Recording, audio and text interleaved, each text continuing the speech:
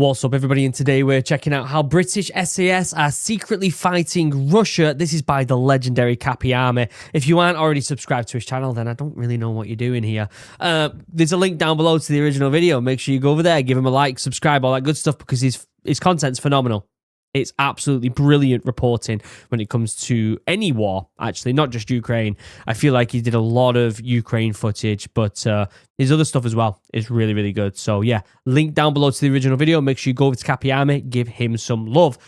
Check out Chug, 10% off, link down below. I talk about these a lot because they are legitimately absolutely fantastic. Let's see how high I can stack these. Let's check this out. Let's put this one on top. Okay, that one fits a bit better on top. They're all handmade here in the UK by a small business. Can I keep it? I can keep it. 10% off, link down below, using sustainable materials. You can take the metal part out on the inside and wash it. Summer's almost here.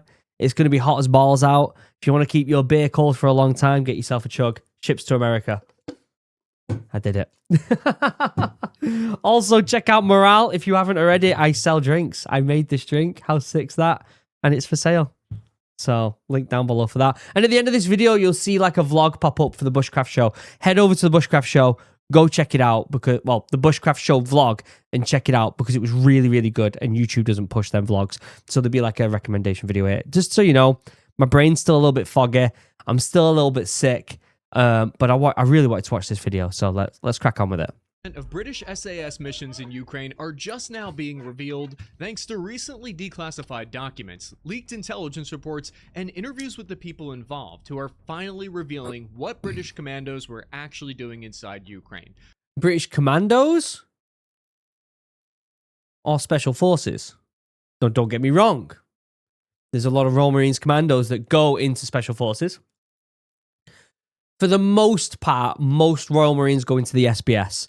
Most paras go into the SAS, but it's not as clear-cut as that. It's actually quite murky. You can do either one. And there's also other special forces as well. But when he says commandos, does it mean my boys? Me? Was I there?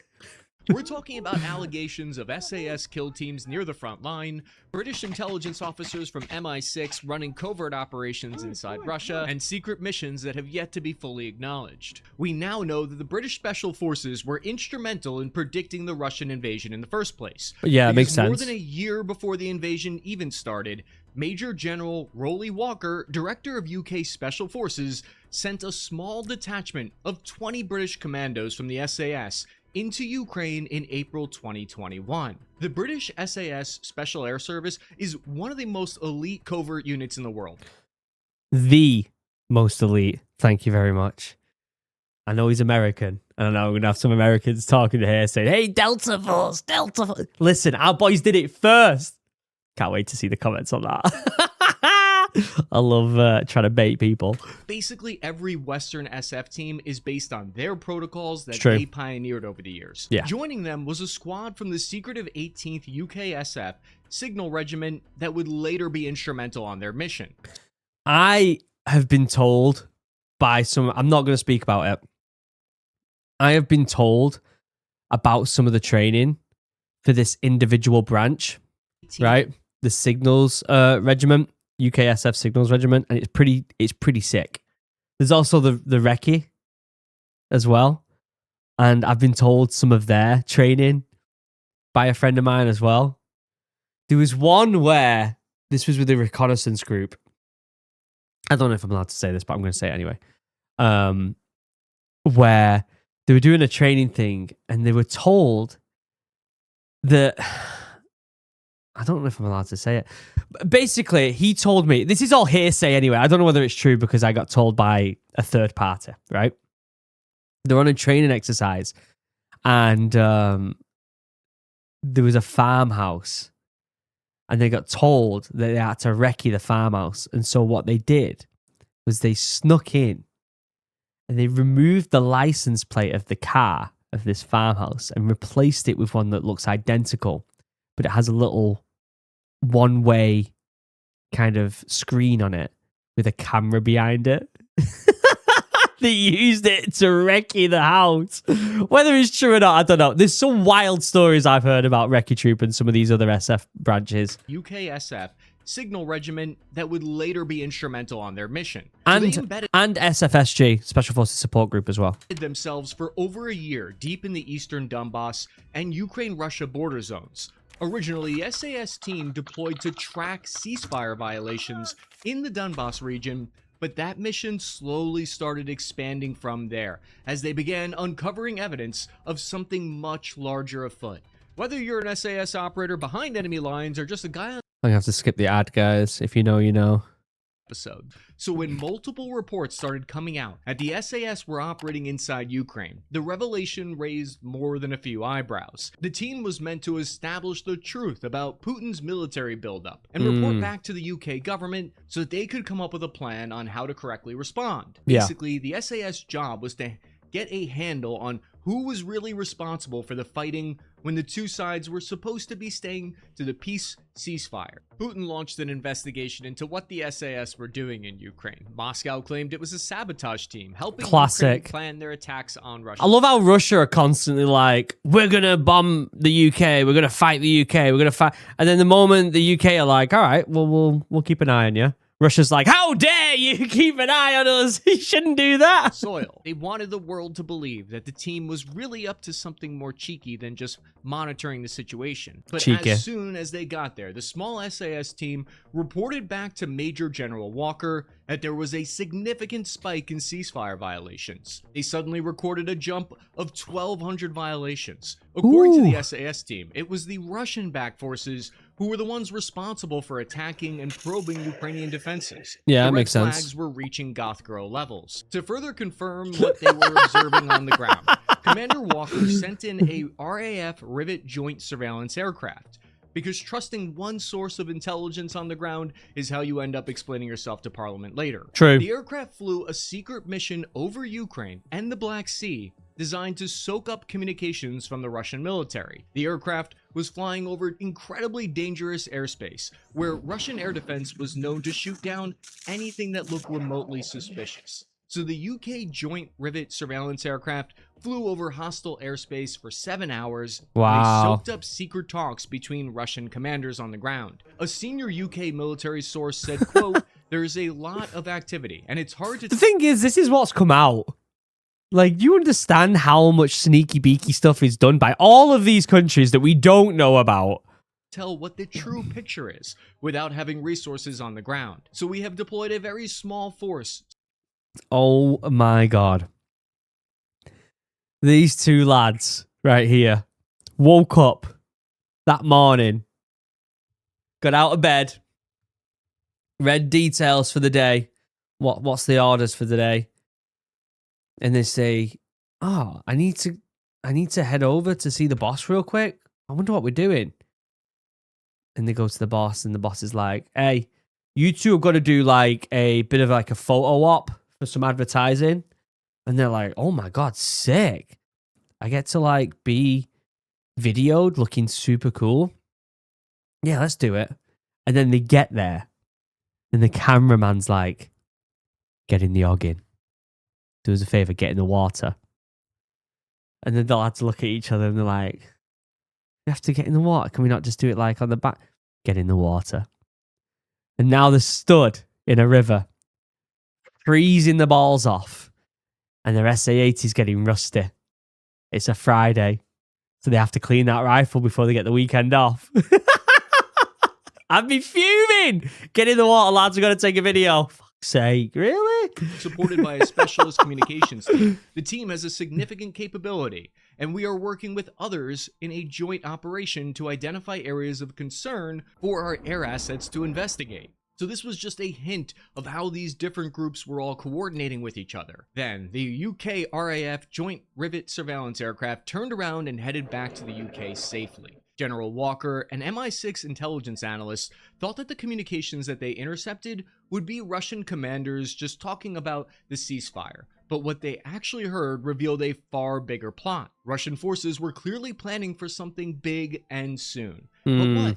The problem was, Nobody knew whether big meant another Crimea, another Donbass offensive, or something much worse. Yeah. So over the course of the next year, the British SAS team expanded the scope of their mission to find out these answers. Meanwhile, Russian forces' activity across the border was quickly increasing on the ground. 30,000 Russian troops suddenly started operating near the border. The team had to track 35 Russian battalions of soldiers. Now, Russia had been holding major military exercises each year at this point, and they announced those exercises early. But this one looked different. It looked like they were preparing for an invasion. But that would be crazy, they thought. The way the SAS team intercepted intelligence from Russia was thanks to the 18th UK SF Signal Regiment, who were reportedly attached to them. These highly trained blokes are the ninjas of the electronic Did you just say highly trained blokes?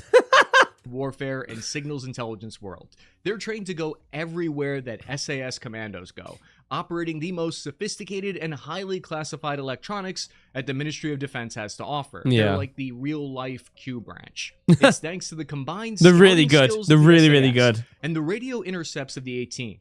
That the UK and NATO were able to predict the Russian full-scale invasion practically down to the hour and tell the world about it beforehand. So 18th Signal Regiment intercepted communications straight from the Russian Army's main operations directorate. A British official said to The Guardian, quote, "There were intercepted military communications, none of them mentioned an invasion, but they sometimes involved actions that would make little sense if no invasion were in the works." Yeah. This intelligence that the team collected influenced policymakers in the government to begin racing end-law anti-tank missile systems. It's insane that, like, stuff like this is probably going on right now. Like, there's probably American troops, UK troops, Russian, China troops, all over the world just monitoring. Keeping an eye on each other. We're just seeing this now, aren't we? To Ukraine over the following months. When you look at the UK military capabilities, they don't field a massive tank fleet or a large standing army. But they do have an institutional fascination with sneaking around and spying on people. They're kind of famous for it. But how were SAS operators even authorized to be poking around in eastern Ukraine in the first place? And how did their efforts to thwart Russia increase from there?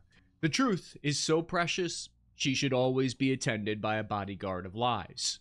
The UK and Ukraine had very unremarkable relationship in recent decades, like that old friend from high school that you see at the deli and kind of nod to. They had no major military cooperation to speak of, but when Russia annexed Crimea in 2014 with a clandestine army, it changed everything.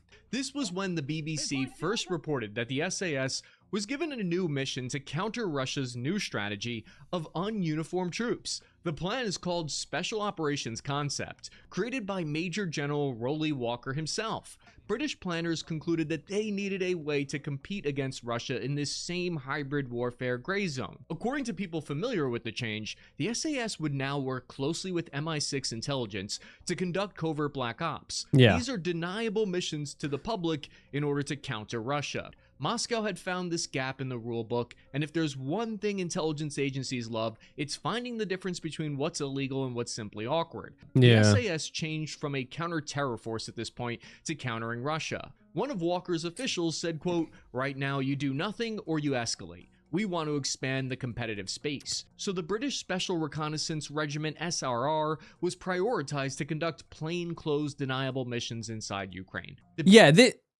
He's saying that this is like a new thing, but SF wearing civvy clothes is almost as if it's like a bit of a trope because it's so common. So yeah, what they're doing here is new, going in and doing this specific thing. The idea that SF are roaming around in civvy clothes and just keeping an eye on people is it's probably been happening for decades. BBC said, for example, under the new plan, an operation might be mounted in a Baltic Republic or African country in order to uncover and pinpoint Russian covert activities, because strongly worded letters to the UN isn't usually considered a military capability.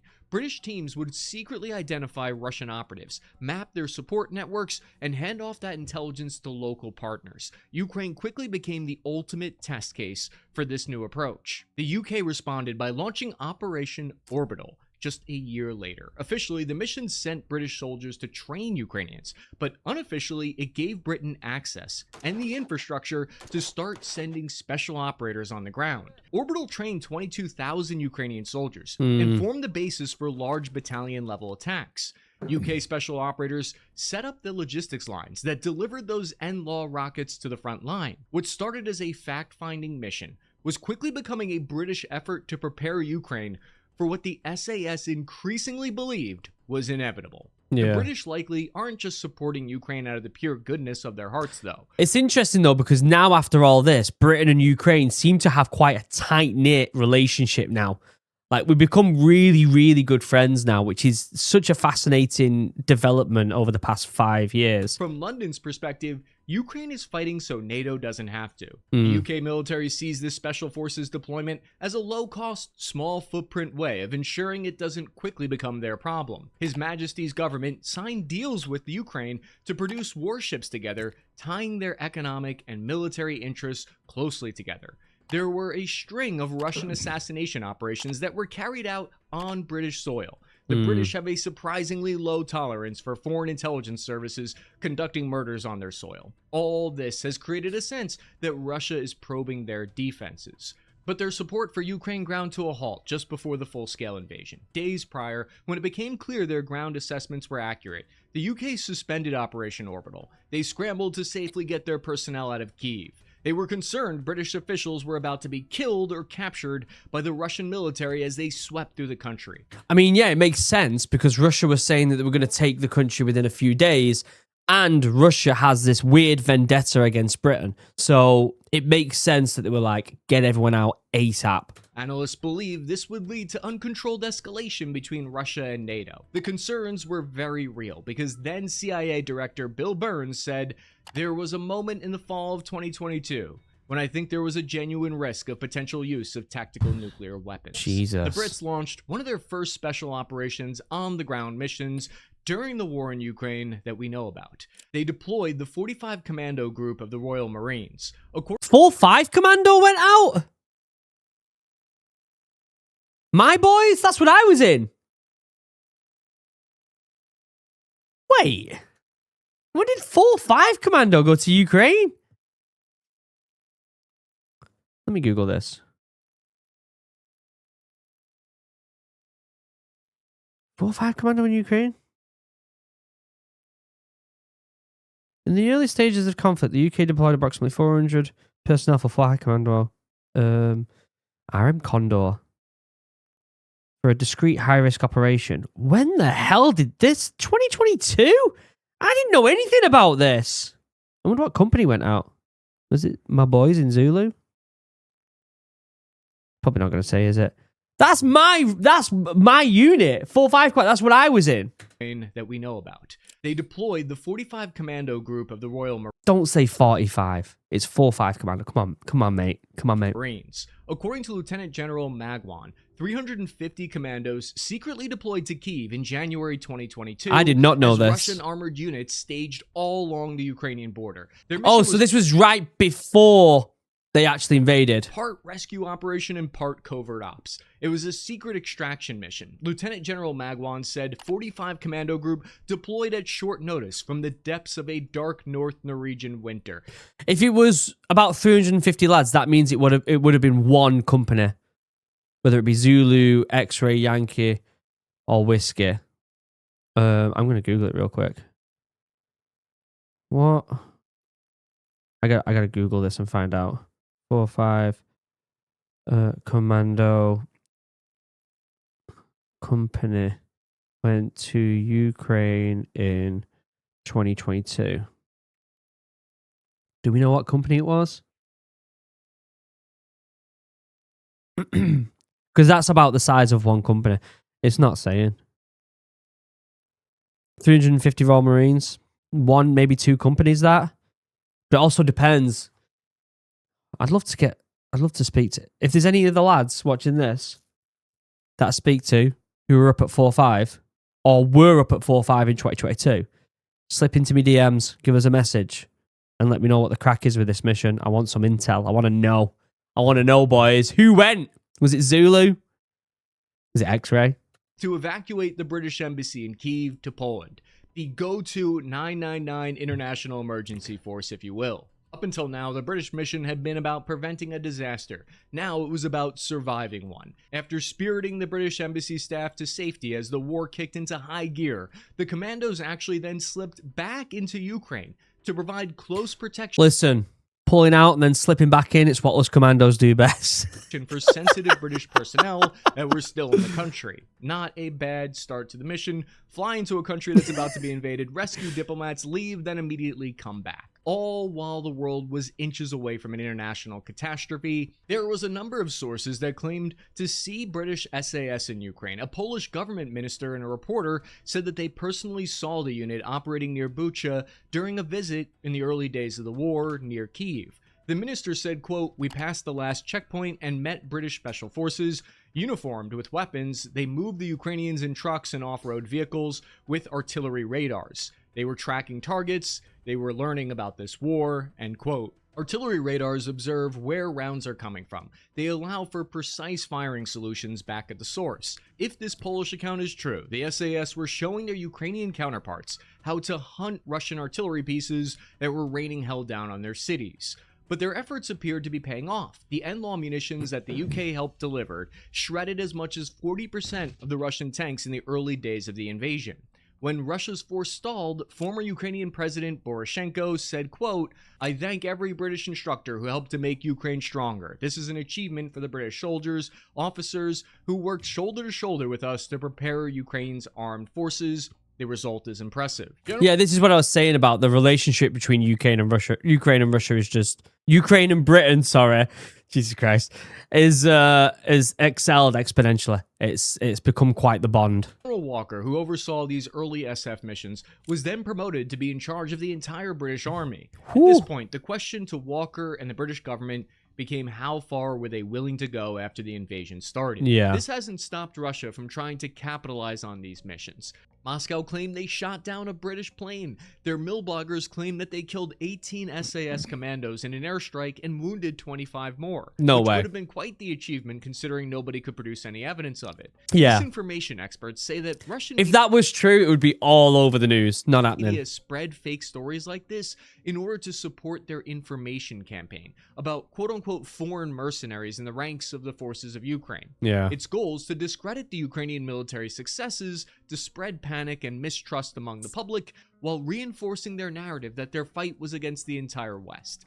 Since Operation Orbital was cancelled by the invasion, the UK Special Forces shifted to a new plan, codenamed Operation Interflex. Instead of training Ukrainian service members in their own country, Operation Interflex brought the Ukrainians to the UK. And we've covered that a few times where they're training Ukrainian soldiers in the UK. We've done it quite a few times. And we also get the lads from Ukraine who have been in the trenches have actually taught some of the British soldiers about trench warfare again as well. And ramped up the intensity. Interflex provided advanced weapon systems like the M270 rocket artillery, Challenger 2 main battle tanks, and most importantly, the British experience in covert maritime operations, as we'll see. In just over a year, Operation Interflex had trained an additional more than 18,000 Ukrainian troops in the United Kingdom and delivered thousands of weapons.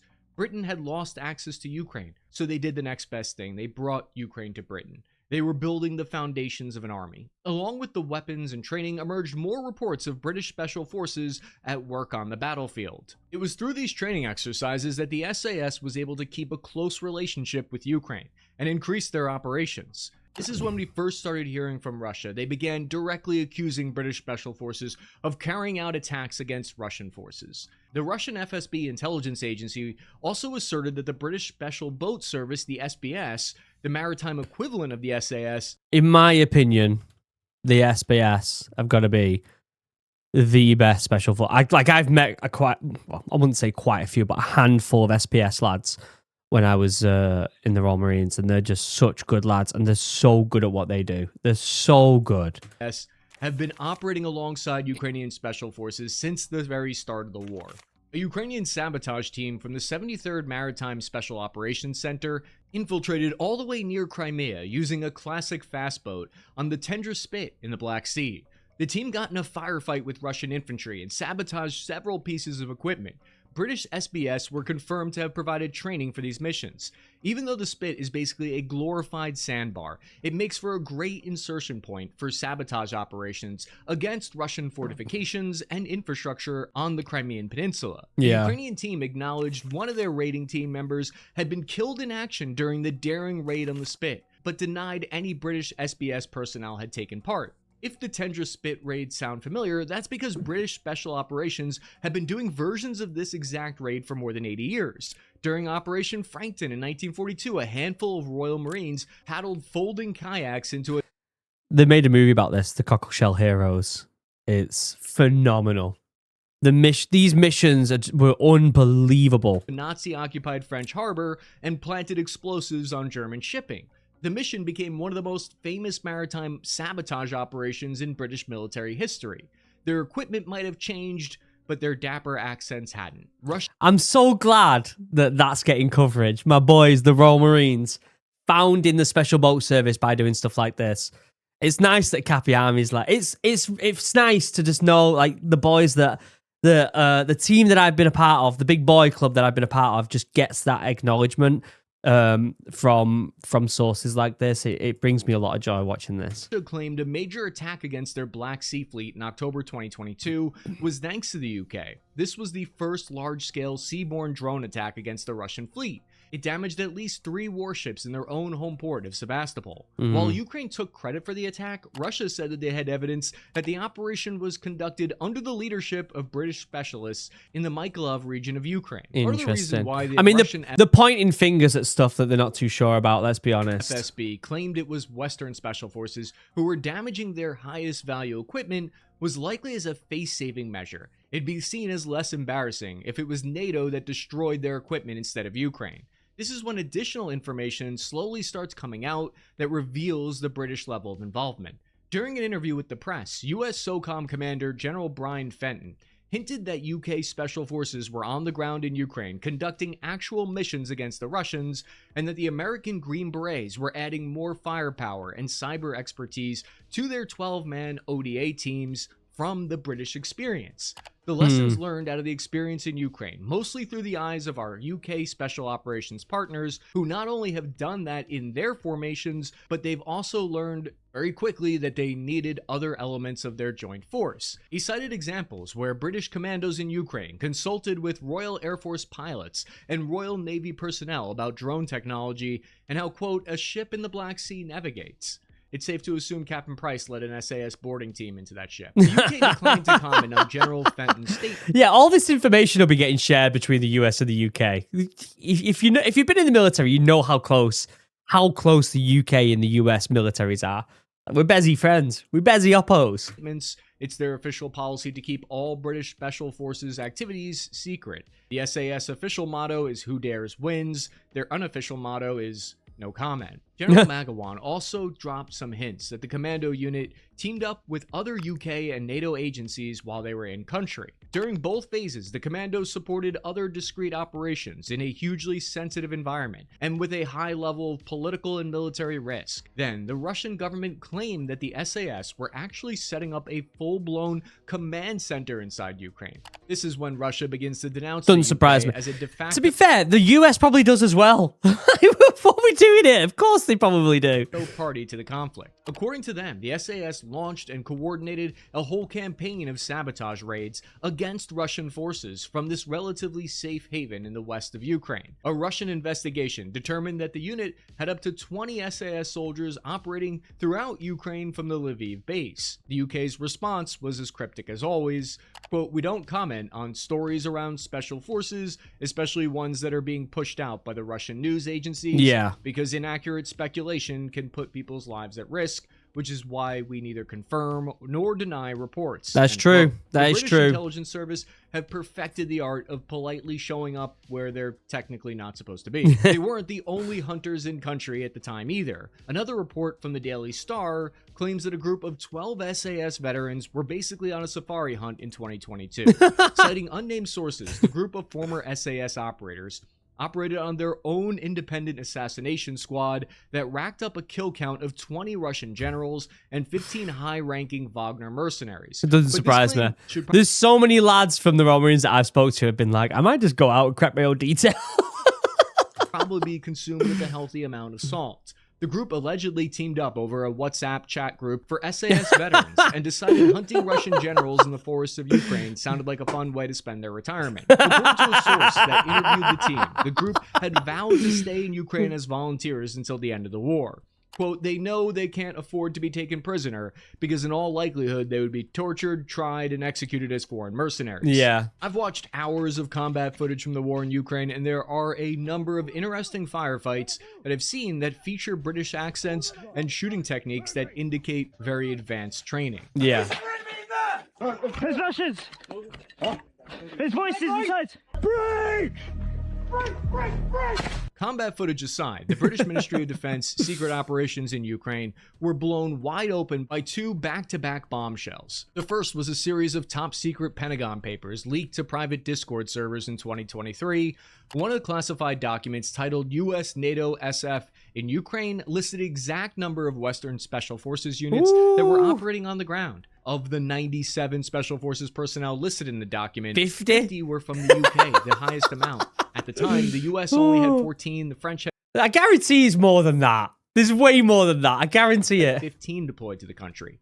The leaked Pentagon document showed the wider world that the UK had a much heavier presence in Ukraine than anyone yet realized. Though it didn't list what each Special Forces unit was actually doing, it gave some weight to Russian allegations that the teams were doing more than just training and were blurring the lines between actively participating in hostilities. Yeah. Less than a year later, in March 2024, Russian intelligence intercepted a call between high-level German officials that shattered the veil of secrecy even more. In a counterintelligence nightmare, the head of the Luftwaffe, the German Air Force, was on an unsecured WebEx call with another officer discussing how British soldiers were providing targeting data for Storm Shadow British-provided missiles. Who were these two individuals? What are they doing?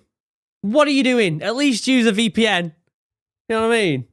Christ. Russian hackers were able to intercept and record the entire 38-minute call. Quote, Wow. When it comes to mission planning, I know how the English do it.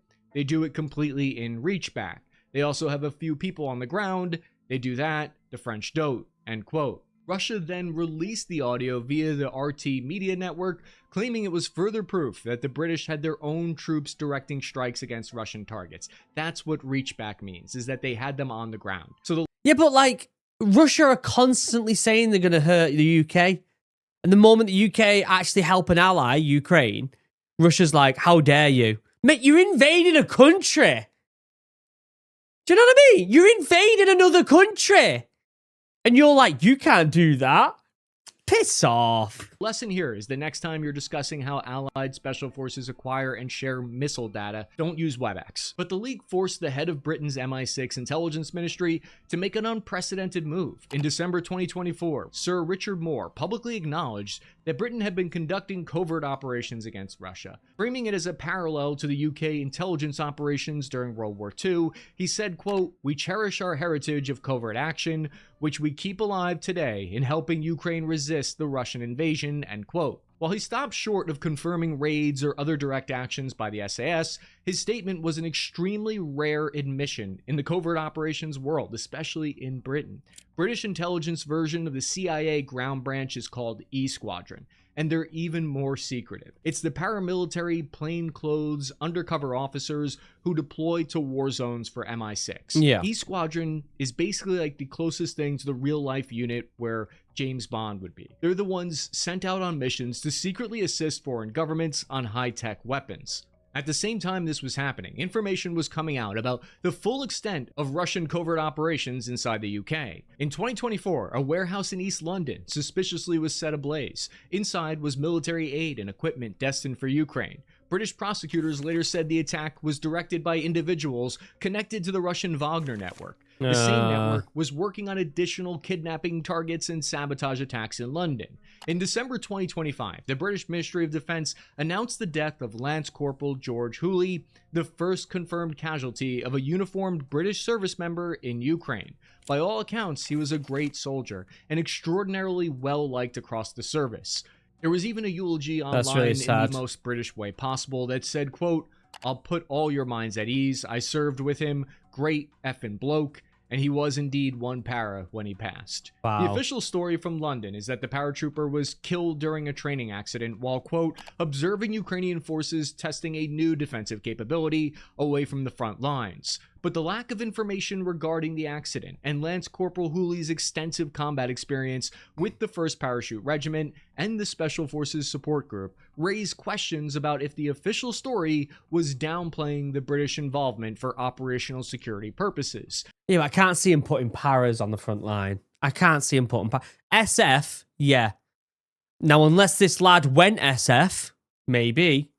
I don't see him putting paras on the front line. Same with Royal Marines. They're not going to put them on the front line. They might put Special Forces, but they won't put paras on Royal Marines. The fact that neither the UK nor Ukraine have released virtually any details about the incident, even months later, was suspicious. Yeah, All they've true. really said is that he was overseeing testing of some new secret weapon in Ukraine, which could explain the secrecy, or it might be a diversion in itself. Maybe it really was bad luck, or maybe it's a cover story to disguise how involved British soldiers are in combat operations. One area of SAS operations that the British Ministry of Defense definitely haven't been shy about is their role in training Ukrainian units, though. Yeah. Officially, these units are only... We literally we publish videos of that online with Forces News and stuff. authorized to conduct training and advisory missions with Ukraine, and it's a job this unit has done very well. At the start of the full-scale invasion, SAS instructors trained soldiers in Ukraine's 112th Separate Territorial Defense Brigade, the Azov Battalion, and the Kraken Regiment. These were some of the best performing units during the early phase of the war, with the 112th Brigade playing a pivotal role in defense of Hostomel Airport against the Russian VDV airborne invasion.